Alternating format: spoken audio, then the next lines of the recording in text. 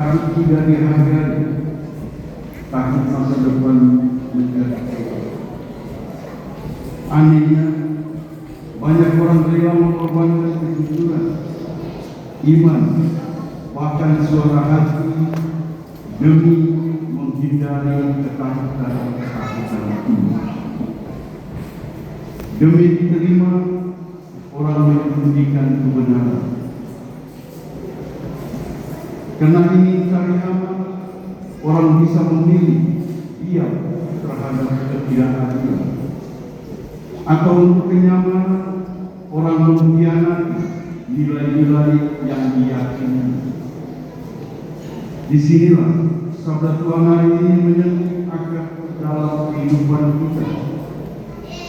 Mungkin ketakutan terbesar bukanlah kehilangan sesuatu di luar diri kita, melainkan kehilangan diri kita sendiri.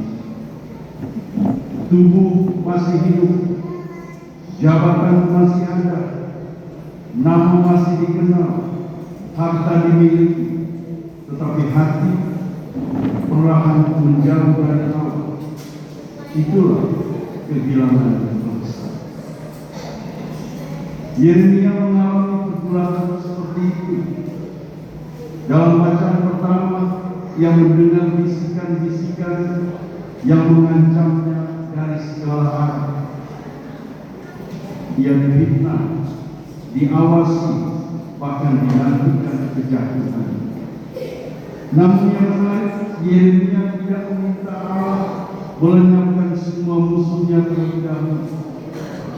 Ia justru berpegang pada keyakinan bahwa Allah menyelami hati dan batin. Yeremia sadar bahwa penilaian sesama dapat keliru, tetapi Allah tidak pernah keliru membaca isi hati. Di tengah tekanan yang berat, ia menemukan kebebasan yang tidak dapat dirampas siapapun. Hidup dalam kebenaran di hadapan Allah. Itulah kebenaran sejati, bukan keberanian. Inilah keberanian sejati, bukan keberanian yang lahir dari kekuatan diri, melainkan dari keyakinan bahwa Allah mengenal dirinya lebih dalam daripada segala tuduhan yang ditujukan kepadanya. Dalam bacaan kedua, Santo Paulus membawa kita lebih jauh lagi melalui Adam. Dosa masuk ke dalam dunia dan dosa membawa maut. Namun melalui Kristus, rahmat Allah mengalir jauh lebih besar daripada kuasa dosa. Paulus tidak sedang membandingkan dua tokoh semata. Ia sedang memperlihatkan dua arah hidup.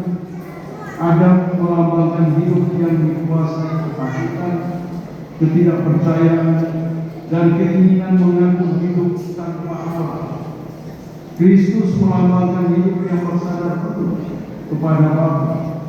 Dari sinilah kita mengerti bahwa dosa bukan hanya pelanggaran, melainkan kuasa yang membuat hati menyuncing. Sedangkan rahmat bukan hanya pengampunan, melainkan daya ilahi yang membebaskan hati untuk kembali percaya, berharap, dan mengasihi. Dosa membuat hati mengerut dan tertutup. Rahmat membuat hati terbuka dan merdeka. Maka pertanyaan terpenting bagi seorang beriman bukanlah seberapa besar ancaman di luar diri, melainkan apa, siapa yang sedang menguasai hidup, Kristus atau ketakutan ini.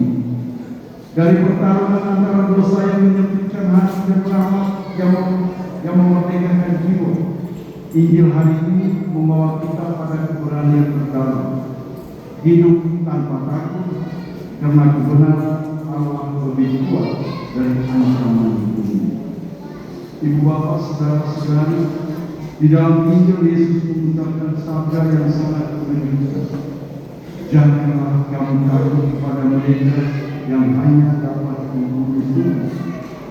Sabda ini tidak dimaksudkan untuk meremehkan penderitaan atau ancaman. Yesus telah mengajarkan sebuah hierarki nilai. tubuh memang berharga, tetapi ada sesuatu yang lebih berharga daripada tubuh, yaitu jiwa yang hidup dalam kebenaran Allah.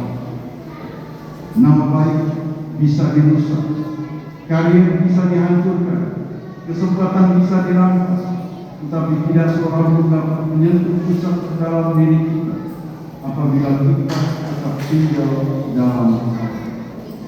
Lalu Yesus melanjutkan, tidak ada sesuatu pun yang tertutup yang tidak akan dibuka. Maksudnya bukan sekedar bahwa segala rahasia akan terbongkar, melainkan Yesus sedang menegaskan bahwa kebenaran tidak pernah menjadi milik kegelapan. Kebohongan mungkin tampak benar untuk sementara waktu, fitnah mungkin terdengar lebih keras daripada kejujuran, tetapi Allah adalah terang yang pada waktu menyingkapkan segala sesuatu menurut kebenaran. Saudara-saudara kasih, kita semua berada di sini di tempat yang sangat indah, Taman Doa Maria. Di tempat indah, tempat doa ini, kita diingatkan akan sosok Bunda Maria yang hidup tanpa pura-pura di hadapan Allah. Maria tidak bebas dari kesulitan, tetapi ia bebas dari ketakutan yang melumpuhkan iman. Dunia saat ini tidak hanya dipenuhi ancaman yang tampak, tetapi juga ketakutan yang tersembunyi. Takut kehilangan citra ini, takut kehilangan harta, takut kehilangan pengaruh, dan takut kehilangan penerimaan. Ketakutan itulah yang sering membuat seseorang menutup kebenaran atau menyembunyikan identitas diri. Akibatnya hati menjadi lelah karena terus berpura-pura. Namun iman menjadi redup karena terlalu sering disembunyikan, dan hidup kehilangan damai karena hidup menjaga penilaian kurang daripada menjaga kesetiaan kepada Allah. Padahal Allah tidak pernah meminta kita menjadi orang yang paling kuat. Allah hanya meminta kita tetap setia, tetap jujur, dan jalan. Tuhan memberkati. Amin.